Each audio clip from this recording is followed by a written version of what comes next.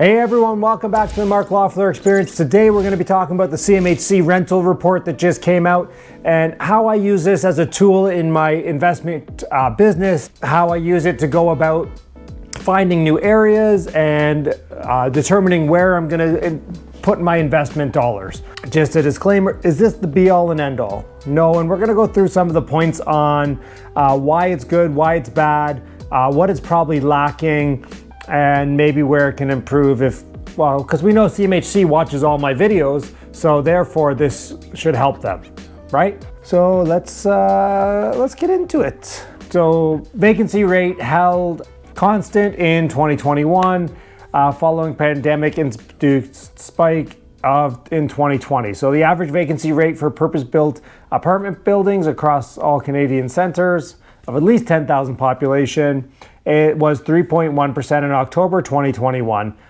Statistically, it was basically 3.2 in 2020. The vacancies remain above the low levels of 2018-2019, but is in line with the longer run averages. Yes, typically we run about 3% nationally.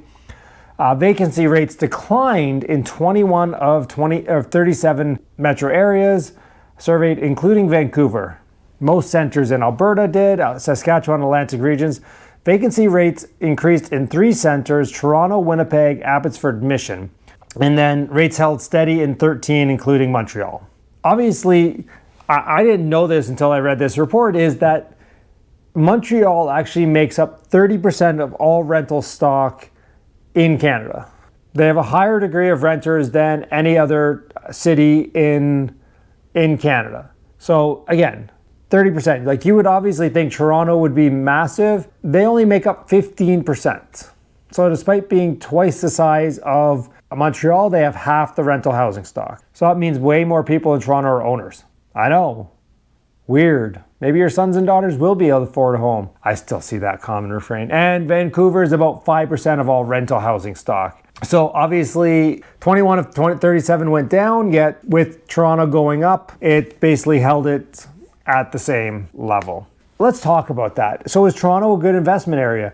I mean, at the end of the day, maybe it wasn't last year so much, but if you're riding through this, I know that I own property in Toronto and I just re-rented a unit that I'd rented, probably 16 months ago for the exact same rent.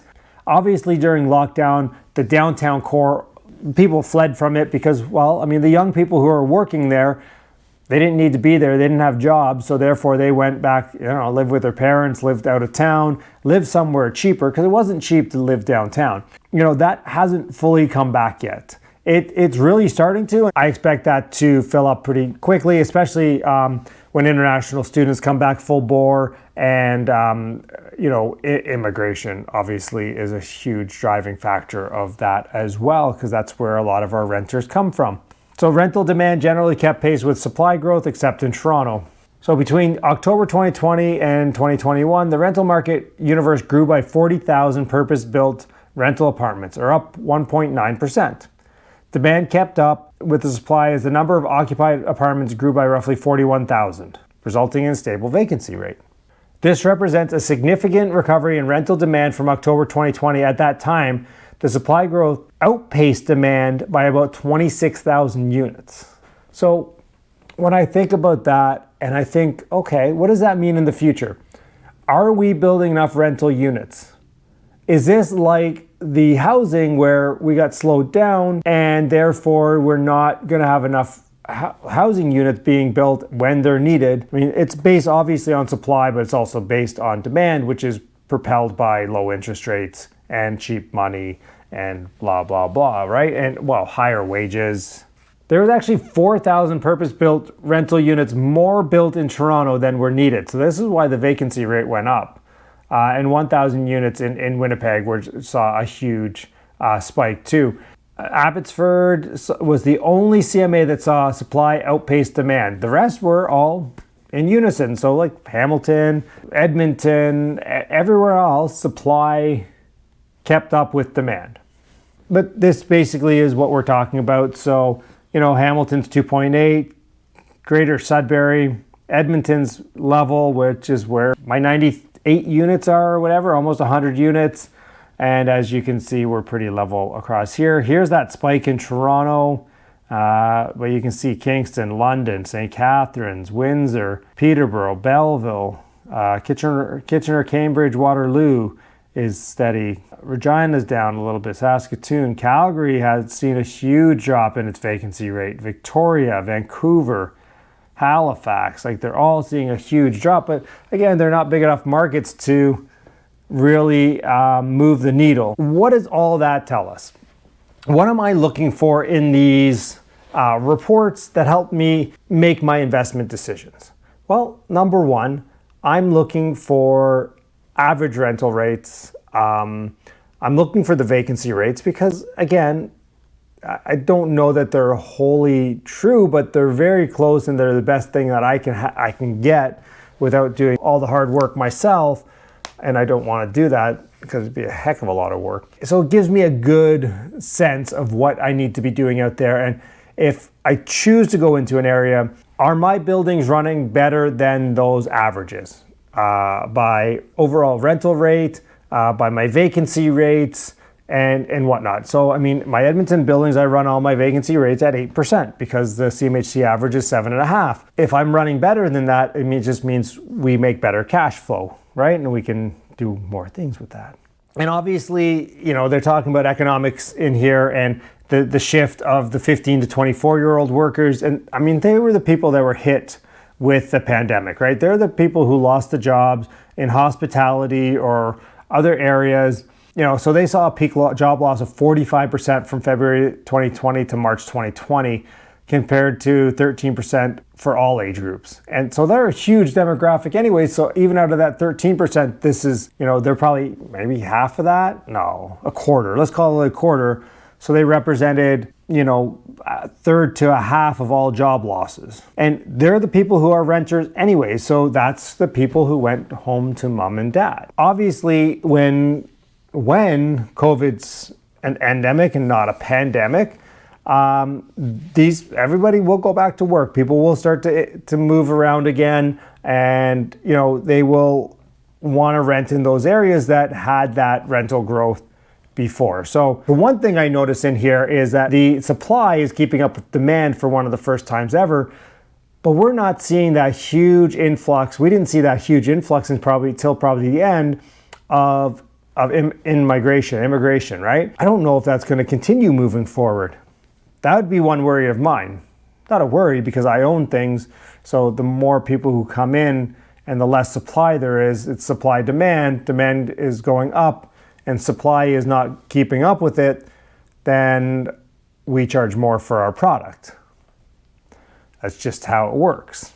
National rent growth slowed to a 3-year low. Of course, if vacancy rates are going to go up, then the rent growth is going to slow. Affordable dwelling is where a renter household spends no more than 30% of its gross income on rent.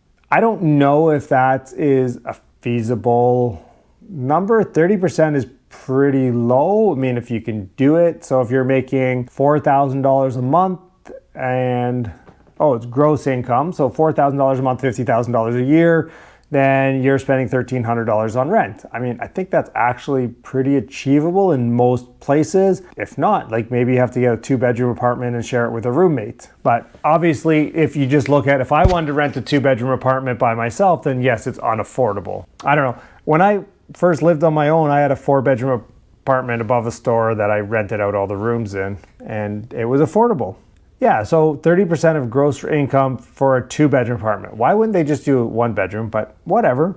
Vancouver's almost 200, 198. Victoria, it went down a little bit. It's more affordable. Edmonton got less affordable. Calgary, Saskatoon. So pretty much they're all getting less affordable. I mean, Peterborough had a big jump. A big jump. Halifax had a decent jump. London, Windsor, Greater Sudbury had a big jump. So one thing I noticed on this thing too is that condo apartments actually are renting, they have a lower vacancy and they are renting for a higher rate. Obviously there's more amenities in a condo building, so the owners of those buildings have more expenses. You know, if they have a gym or a pool or something like that, or a concierge, you know, it's just a little higher end than a typical purpose-built apartment building. Although there are people doing purpose-built apartment buildings that are putting that type of thing in. And then you can come down to your market and you can see, okay, purpose-built rentals, 1.2% vacancy, 1824 average 2-bedroom rent. For a condo, it's almost 2,500 and less than a 1% vacancy. So there's 150 something pages on this report. So again, I'm not going to go through everything because that would be tedious. You guys wouldn't like it, and I definitely would not enjoy it. Obviously, I want to look at Edmonton. So average 2-bedroom rent is $1,270. It's actually down 0.5%. And vacancy rate 7.3. Condominium apartment is 5.3 and average rent of $1,400. And so what I look at is if I make my properties more condo-like, can I get higher rent? Can I get somewhere in between those rents? So that's what I like to do. And if you follow me on Instagram, you know, like we post pictures of our construction projects all the time. So definitely head over there on Instagram and find us. They do talk about incentives. We've never offered an incentive for our Edmonton apartment buildings. We do not have any issues filling them at the moment. But, you know, some of the higher end properties are offering 1 or 2 months free rent with a 24-month lease. Gift cards, free or marked down utilities, and other move-in bonuses. So one of the biggest things for Edmonton is population flow. You know, this is what this tells us, but you know, there is overall employment. There's still room to grow in Edmonton. Obviously with oil prices the way they are, that's going to help. I mean, there's tons of jobs out there right now, and we just need people to actually want to work to fill them. The gap between a cost for a rental in Edmonton and a cost to buy, there is no gap. So it is the exact same price to buy a home as it is to rent a home on a monthly average. The only thing is maybe a down payment, but you know, you can probably do a 5% down cash back mortgage out there. So if you have good credit, you're probably going to buy out there unless you think that it's going to crash like it has been. But I think I'm putting my dollars out there that Edmonton's going to do well. Obviously rentals in Calgary, 5.1, 4.2. I think that's probably a little low because this is October. So we've had a whole quarter in which there's been a huge amount of demand flooding out west to Edmonton and Calgary. It'll be interesting to see how that all picks up in the next quarter. All right, let's just do Hamilton. So they say the vacancy rate's 2.8%, fine. Average rent is up 3.7% to $1,362. Now, I would defy anybody to find a 2-bedroom apartment in Hamilton for that actual amount.